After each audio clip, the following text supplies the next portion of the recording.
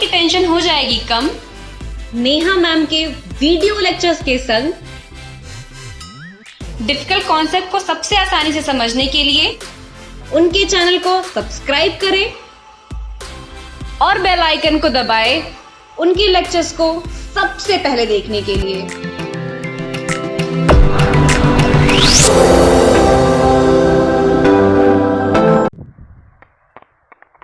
Hello students, welcome back. आज आपके साथ डिस्कस करेंगे हम total internal reflection in a prism. ठीक, ये जो वीडियो है ये हमारे चैनल का 100th वीडियो है, तो प्लीज़ अगर आपको वीडियो अच्छा लगे तो लाइक करिए, चैनल सब्सक्राइब करिए and thank you for the support which you are giving to us. Now continue करते हैं total internal reflection in a prism. अब अभी तक हम लोगों ने रिफ्लेक्शन क्या है, उसके एप्लीकेशंस क्या है, सारी चीज़ें डिस्कस की। नेक्स्ट एक हमने प्रिज्म डिस्कस किया। अब क्या है कि अगर एक प्रिज्म है, ठीक, अगर आपका एक ग्लास का प्रिज्म है, उसमें अगर कोई भी रे आती है तो वो कैसे रिफ्लेक्ट होगी या रिफ्रैक्ट होगी, क्या चीज़ उसमें कैसे होगा, यहाँ पर हम वही डिस्कस करेंगे। ठीक, तो टोटल इंटरनल रिफ्लेक्शन अगर हम प्रिज्म में करते हैं तो हमारे पास 3 टाइप के प्रिज्म डिस्कस किए जाएंगे। ठीक है, या तो टोटल इंटरनल रिफ्लेक्शन जो होगा, जो प्रिज्म होगा वो 45, 90, 45 डिग्री का होगा। मतलब कि कुछ इस तरह से बनेगा आपका, जिसमें एक प्रिज्म के पास एक 90 डिग्री का है और दो आपके क्या होंगे 45 डिग्री के एंगल होंगे। ठीक, ये राइट एंगल आइसोस्केलस प्रिज्म कहलाएगा। या तो दूसरा प्रिज्म होगा 30, 90 एंड 60। 30, 90 एंड 60 का मतलब आपके पास क्या है कि यहाँ पर भी एक राइट एंगल प्रिज्म है, दिस इज 90, ये मान लिया अगर 30 है तो ये 60 है। ठीक, इसका उल्टा भी हो सकता है, 60 और 30 यहाँ भी हो सकते हैं। थर्ड है आपका 60 प्रिज्म। ये क्या होगा, ये इसमें इस तरह से एक प्रिज्म होगा जो कि हम लोग अभी तक डायग्राम्स में देखते आए हैं। यहाँ पर तीनों एंगल्स आपके क्या होंगे 60 होंगे। ये आपका क्या होगा, एक इक्विलेटरल प्रिज्म होगा। ठीक, तो इन तीनों टाइप के प्रिज्म में आपका रे कैसे कैसे ट्रेवल होगी, ये चीज अब हमें डिस्कस करना है। ठीक है, इसमें न्यूमेरिकल्स जरूर आते हैं एग्जाम्स में, तो चलिए शुरू करते हैं। अच्छा, उसके पहले एक चीज अगर हम रिवाइज कर ले, रिवाइज क्या कर रहे हैं कि अगर हमारे पास 2 मीडियम होते थे, अगर आप कहते थे कि आपका एक मीडियम डेंसर है और अगर दूसरा मीडियम आपका रेयरर होता था, तो जब भी कोई रे डेंसर मीडियम से रेयरर मीडियम में आती थी तो क्या होता था, डेंसर से रेयरर में आई, नॉर्मल बनाया, अवे फ्रॉम द नॉर्मल हो जाती थी। ठीक, या रेयरर से डेंसर में जाती थी, अगर आपकी का मीडियम रेयरर है और आपके पास डेंसर में आ रही है, कोई भी रे रेयरर से डेंसर में आ रही है तो वो क्या होती थी, नॉर्मल की तरफ बेंड हो जाती थी। ठीक, अब इन्हीं फिनोमेना को यूज करके हम लोग प्रिज्म में रिफ्लेक्शन देखेंगे कि किस तरह से हो रहा है। चलिए देखते हैं। सबसे पहले हम 45, 90, 45 वाला प्रिज्म बना रहे हैं। ठीक है, सबसे पहला जो हमारा स्टार्टिंग का पहला प्रिज्म है वो है हमारा, बनाते हैं, ये एक आपका प्रिज्म है,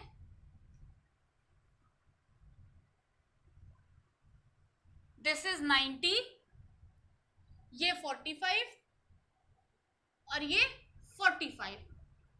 ठीक, अब अगर इस प्रिज्म में हमने मान लिया कि रे ऑफ लाइट यहां से आ रही है, ठीक, ये हमारी रे ऑफ लाइट आ रही है, तो अगर ये इस जगह पे इंसिडेंट हो रही है तो क्या होगा। देखिए, आपको यह पता है कि अगर जब भी किसी सरफेस पे अगर नॉर्मल के परपेंडिकुलर, अगर सीधे सीधे नॉर्मल के फॉर्म पे ही रे इंसिडेंट होती है तो वो क्या होती है, अनडेविएटेड होती है, बिना डेविएशन के, बिना किसी बेंडिंग के वो सीधे पास होती है। तो अगर ये 90 डिग्री, ये आपका जो सरफेस है इस पे 90 डिग्री पे अगर इंसिडेंट हो रही है तो बिना डेविएशन के ये ठीक स्ट्रेट इस जगह पे आ जाएगी। यहाँ इसमें कोई भी डेविएशन नहीं होगा और ये ठीक स्ट्रेट आपका पास बिना डेविएट हुए सीधे आपके दूसरे सरफेस पे आ पड़ेगी। ठीक, अब यहाँ पे एंगल्स कैलकुलेट करना बहुत इंपॉर्टेंट होता है। ठीक है, तो देखते हैं क्या है, अगर ये 90 था तो ये क्या होगा आपका 90 होगा। अब अगर आप इस ट्रायंगल में देखिए, ये 45 है, ये 90 है, तो ये आपका कितना हो जाएगा 45 डिग्री। ठीक, ओके, अब ये रे आपकी यहाँ पर 45 डिग्री पर आ रही है। अब आपने देखा ये आपका क्या है, डेंसर मीडियम है, प्रिज्म है, बाहर एयर है, रेयरर मीडियम है। तुरंत आपने क्या किया, मीडियम चेंज हुआ तो हमने अपने सरफेस पे एक नॉर्मल बनाया, तुरंत हमने अपने सरफेस पे एक नॉर्मल ड्रॉ किया, ठीक। अच्छा, अब यहाँ पे ध्यान देने वाली बात है कि इंसिडेंट एंगल क्या होता है। इंसिडेंट एंगल क्या होता है, हमेशा जो रे आ रही है, जो इंसिडेंट रे है, उससे नॉर्मल के बीच का एंगल इंसिडेंट एंगल होता है। तो यहाँ पे ये एंगल इंसिडेंट एंगल नहीं होगा, ठीक, ये वाला एंगल इंसिडेंट एंगल नहीं होगा। इंसिडेंट एंगल का मतलब ये रे आपकी पड़ी और इसने नॉर्मल के साथ कितना एंगल बनाया वो देखते हैं। तो ये 90 डिग्री पे, ये क्या परपेंडिकुलर 90 पे होता है, तो इसका मतलब ये पूरी वैल्यू 90 है। अगर ये पूरी वैल्यू 90 है, ये 45 है, तो रेस्ट ऑफ द ये क्या होगा, आपका इंसिडेंट एंगल यहाँ पे कितना हो जाएगा, 45, ठीक। यहाँ पे इंसिडेंट एंगल 45। अब इंसिडेंट एंगल 45 आ गया, फाइन। यहाँ पे आपको एक वैल्यू दे रखी है कि यहाँ पे क्रिटिकल एंगल की वैल्यू 42 डिग्री है। नॉर्मली प्रिज्म में ये आपको गिवन होगा, नहीं है तो आपको इमेजिन करना होगा कि क्रिटिकल एंगल 42 है। चलिए, अब अगर इंसिडेंट एंगल 45 है और क्रिटिकल एंगल आपको 42 दे रखा है, तो यहाँ पर क्या है, इंसिडेंट एंगल की वैल्यू क्रिटिकल एंगल से ज्यादा है। एंगल ऑफ इंसिडेंट आपका क्या है, क्रिटिकल एंगल की वैल्यू आपकी क्रिटिकल एंगल से ज्यादा है। अब अगर इसकी वैल्यू क्रिटिकल एंगल से ज्यादा है तो क्या होगा, रिफ्लेक्शन होगा। अगर इंसिडेंट एंगल क्रिटिकल से ज्यादा होता है तो क्या होता है, रिफ्लेक्शन होता है। और अगर ये रिफ्लेक्शन है, ठीक, अगर ये रिफ्लेक्शन हो रहा है तो रे बाहर निकलने के बजाय क्या होगी, अंदर की तरफ रिफ्लेक्ट हो जाएगी, और ये रे अब ये रिफ्लेक्ट होके इस तरह से आने लगेगी, ठीक। अच्छा, अब जब रिफ्लेक्शन होता है तो एंगल ऑफ इंसिडेंट और एंगल ऑफ रिफ्लेक्शन इक्वल होता है। दैट मीन्स ये आपका एंगल ऑफ इंसिडेंट और नॉर्मल और रिफ्लेक्टेड रे के बीच का एंगल ऑफ रिफ्लेक्शन, ये दोनों इक्वल होंगे। तो यहाँ पे एंगल ऑफ रिफ्लेक्शन भी कितना हो जाएगा, 45 डिग्री। क्लियर। अच्छा, अब इस ट्रायंगल में देखिए, इस वाले ये पूरा 90 था, ये पूरा 90 था, ठीक, नॉर्मल से बेस पर आपके सरफेस पे था, ये 45 आ गया, तो ये रेस्ट ऑफ द एंगल आपका कितना आ गया, 45 डिग्री। अब ये 45, ये 45, तो ये रे यहाँ पे जो एंगल बना रही होगी वो कितना बना रही होगी, 90 डिग्री पे आके इंसिडेंट हो रही होगी, ठीक। और अगर ये 90 डिग्री पे आके इंसिडेंट हो रही है तो क्या होगा, जब भी 90 डिग्री से कोई 90 डिग्री पे कोई रे किसी भी सरफेस से पड़ रही है तो वो अनडेविएटेड है, वो एज इट इज सीधे सीधे निकल जाती है। तो ये क्या होता है, ये इस तरह से बाहर आ जाती है, ठीक। तो रे आपकी इंसिडेंट ऐसे हो रही है, उसके बाद ये फाइनली जो आपका रे आप प्रिज्म से बाहर निकल रही है वो उसका पाथ ये है, ठीक। तो ये पहला केस था जब आपने कहा कि आपका जो इंसिडेंट है वो इस जगह पे है। क्लियर, ठीक, नोट करना चाहिए तो कर लीजिए। नेक्स्ट सेकंड केस देखते हैं। सेकंड केस में क्या है कि अगर आपसे ये बोला जाए कि जो इंसिडेंट इसी मतलब आपके 90, 45 और 90 पे ही चेक करते हैं, 90, 45 और 90 पर ही चेक करते हैं। क्लियर है, दिस इज 45 डिग्री, ये भी 45 है और ये 90। इसके पहले वाले क्वेश्चन में हमने देखा कि रे इधर से इंसिडेंट हो रही है। अब देखते हैं, रे की डायरेक्शन चेंज कर देते हैं। ये मानते हैं कि रे जो है वो यहाँ से कहीं से आ रही है, ठीक, ये रे हमारी ये इस तरह से कहीं पे आ रही है, इंसिडेंट हो रही है। क्लियर। अच्छा, अब ये अगर इस तरह से इंसिडेंट हुई फिर क्या होगा, ऑब्वियस सी बात है ये नॉर्मल से होके ही आ रही होगी, ये नॉर्मल होगा आपका, ठीक, ये 90 डिग्री, इधर 90, यहाँ पे 90। तो अगर ये ऐसे आ रही है तो ये अनडेविएटेड होगी और ये सीधे आपके इस पे प्रिज्म के दूसरे सरफेस पे आके प्रोजेक्ट हो जाएगी, ठीक, ये अनडेविएटेड है।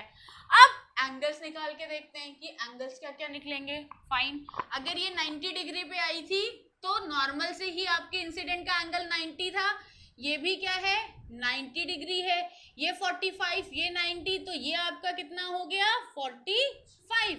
यहाँ पर आपने देखा कि फिर से आपका सरफेस चेंज हो गया, डेंसर से हम रेयर मीडियम में आए। तो जैसे ही सरफेस चेंज हुआ तुरंत हमने क्या कर दिया, एक नॉर्मल बना लिया। ठीक, अब नॉर्मल मतलब ये पूरा कितना है 90, ये 45 पे आई है, तो इंसिडेंट रे नॉर्मल के साथ कितना एंगल बना रही है, 45 डिग्री का एंगल। ठीक, इंसिडेंट रे नॉर्मल के साथ कितना एंगल बना रही है, 45 डिग्री का एंगल। नाउ अगर ये 45 डिग्री का एंगल बना रही है तो इंसिडेंट एंगल आपने देखा कि 45 डिग्री है, जो कि क्रिटिकल एंगल से क्या है, ज्यादा है। भाई इंसिडेंट की वैल्यू क्रिटिकल से ज्यादा है, और अगर क्रिटिकल से ज्यादा है तो क्या होगा, रिफ्लेक्शन होगा। ठीक, अब अगर रिफ्लेक्शन होगा तो ये बाहर निकलने के बजाय अंदर ही की तरफ ही मुड़ जाएगी, तो ये वापस से अंदर की तरफ मुड़ गई। ठीक, अब ये 45 था, मतलब इंसिडेंट यहाँ पे 45 था, तो यहाँ पे ये जो रिफ्लेक्शन होगा ये भी कितना होगा, 45 एंगल ऑफ रिफ्लेक्शन, क्योंकि अगर आपकी रे रिफ्लेक्ट हो रही है तो वो इंसिडेंट के बराबर एंगल बनाती है। तो अगर ये 45 था तो ये भी आपका कितना हो गया, 45। ठीक, अब ये 45 हो गया। अब यहाँ पे रेस्ट देखते हैं क्या एंगल्स रखे, ये पूरा 90 था, ये 45, तो ये वाला एंगल कितना रह गया, 45। फाइन, ये 90, ये 45, तो ये आपका कितना आ गया, 45।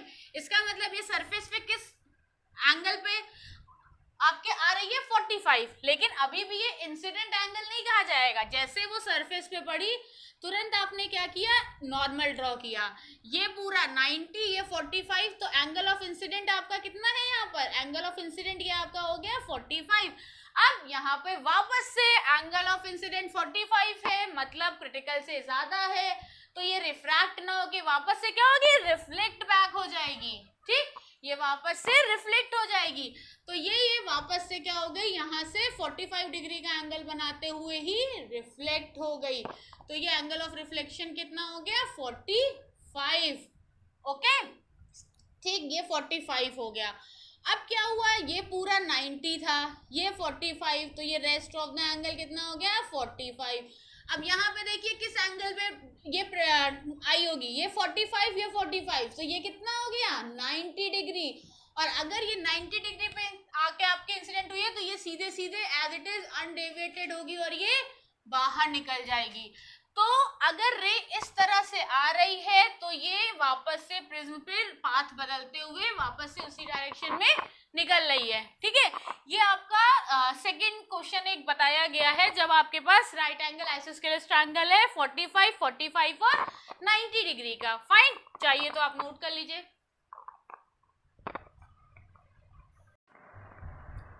चलिए नेक्स्ट देख, अभी इसके पहले हम लोगों ने 45, 90 और 45 देखा। अभी क्या देखते हैं, सेकंड वाला जिसमें 90, 60 और 30 का कॉम्बिनेशन है।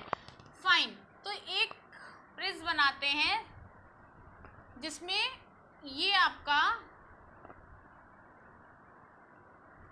90, ठीक, ये आपका 60 और ये आपका 30। ठीक है, this is 90 degree, 60 degree and 30 degree. अब अगर कोई भी रे इंसिडेंट होती है, अगर कोई भी रे इंसिडेंट होती है तो क्या होता है, मान लीजिए एक रे आपकी ये आई, कहाँ पर आई, 90 डिग्री पे, सीधे आपकी आई है नॉर्मल के रिस्पेक्ट में, ठीक, एकदम उसी पे, तो अनडेविएटेड है और अनडेविएटेड है तो ये सीधे यहाँ पर आएगी। क्लियर? अच्छा, अब इस वाले ट्रायंगल में वैल्यूज निकालिए, ये 60 है तो ये कितना हो गया आपका 90, तो 60, 90, कितना आपका रेस्ट ऑफ द एंगल कितना रह गया, ठीक, ये हो गया आपका 30। ठीक है, दिस इज 90, 60, तो ये 30। अब यहाँ पर हम लोग क्या करते हैं, यहाँ पर हम एक नॉर्मल बनाते हैं, तो ये रे यहाँ पर आई, इसके बाद यहाँ पर एक नॉर्मल बनाया गया।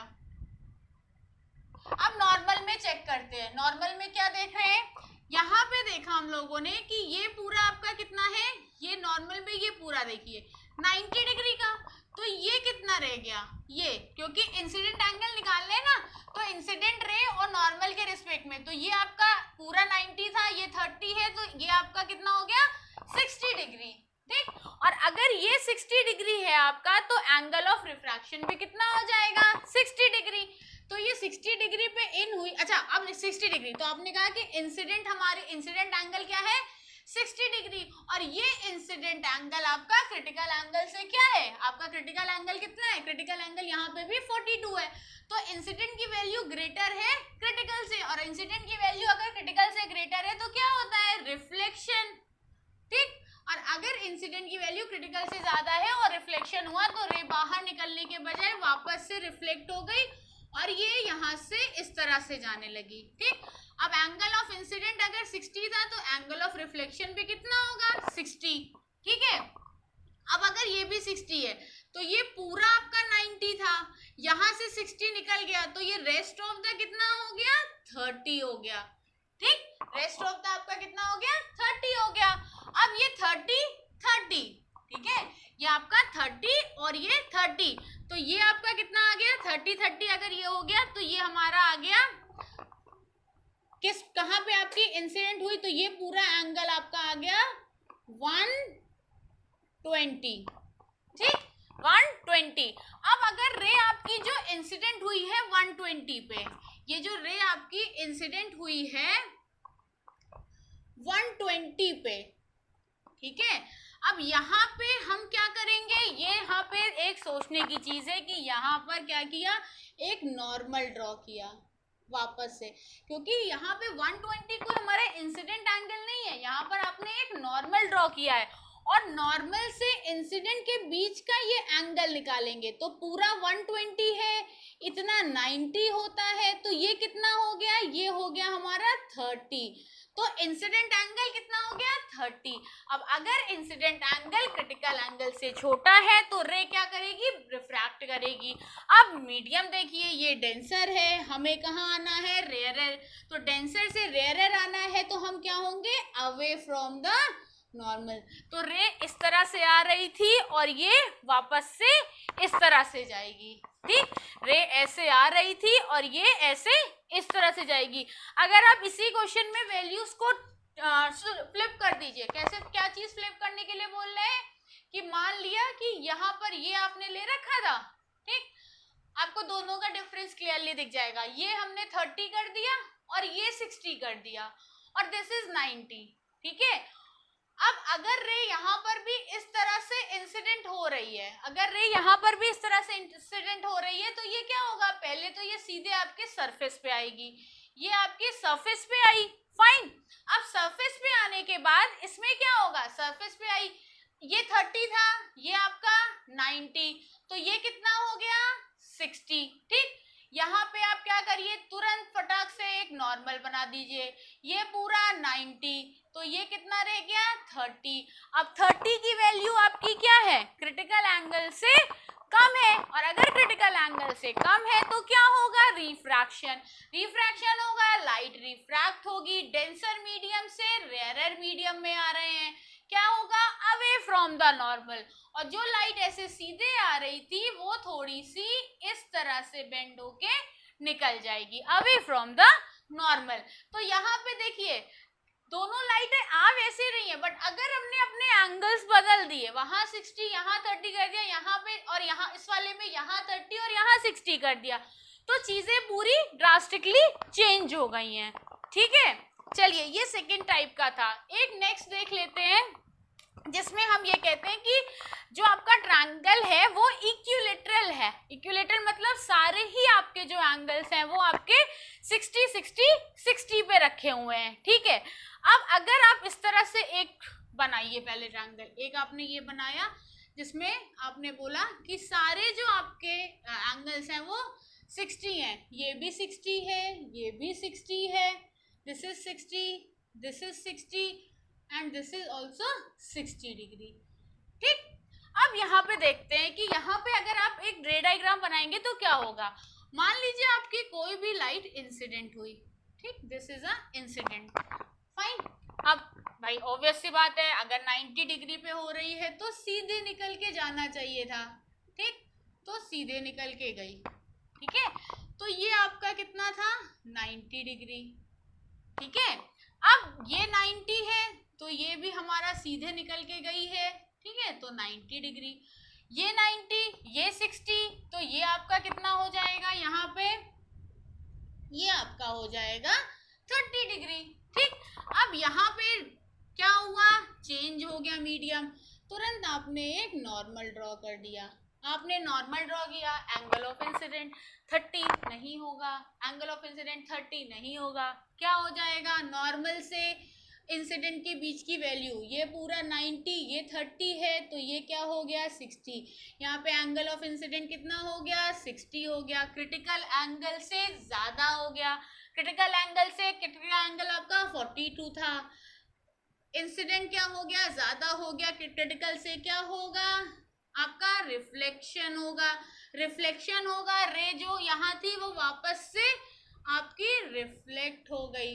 फाइन, अब रिफ्लेक्ट हो गई, एंगल्स देखते हैं क्या हुआ, ये पूरा भाई रिफ्लेक्ट हुई है तो एंगल ऑफ इंसिडेंट और एंगल ऑफ रिफ्लेक्शन इक्वल, पूरा 90 होता है, ये 60, तो ये कितना हो गया 30, 60 और 30 यहाँ पे कितना होगा फिर 90, तो 60 30 अगर ये 90 हो गया तो इसका मतलब रे हमारी सीधे as it is pass out हो जाएगी।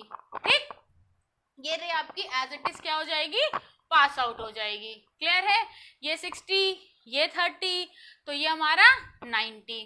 फाइन, अब यहाँ पर एक चीज जो एक इम्पॉर्टेंट क्वेश्चन है जो समझने का, कि अगर कभी ऐसा हो जाए कि आपका एंगल ऑफ इंसिडेंट और क्रिटिकल एंगल की वैल्यू इक्वल हो जाए, ठीक है, अगर एंगल ऑफ इंसिडेंट और क्रिटिकल एंगल की वैल्यू इक्वल हो जाती है तो ग्रेजिंग इमर्जेंस हो जाता है।